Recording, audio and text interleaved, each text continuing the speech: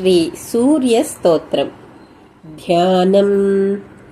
ध्यायेत् सूर्यमनन्तकोटिकिरणं तेजोमयं भास्करम्। भक्तानामभयप्रदं दिनकरं ज्योतिर्मयं शङ्करम्।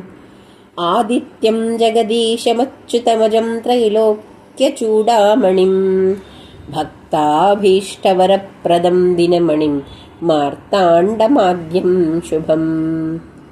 कालात्मा सर्वभूतात्मा वेदात्मा विश्वतोमुखः।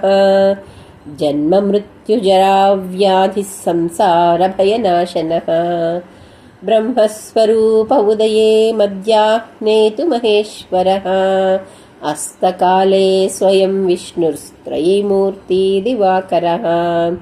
एकचक्ररथो यस्य दिव्यः कनकभूषितः।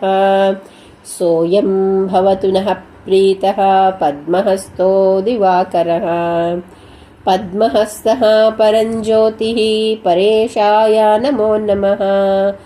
अण्डयो निर्महासाक्षी आदित्याय नमो नमः। कमलासनदेवेश भानुमूर्ते नमो नमः।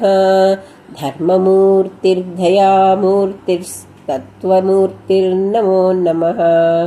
सकलेशाय सूर्याय क्षान्तेशाय नमो नमः। क्षयापस्मारगुल्मादि दुर्दोषव्याधिनाशनं सर्वज्वरहरं चैव कुक्षिरोगनिवारणम्। एतत् स्तोत्रं शिवप्रोक्तं सर्वसिद्धिकरं परं सर्वसम्पत्करं चैव सर्वाभीष्टप्रदायकम् इति श्री सूर्यस्तोत्रम्।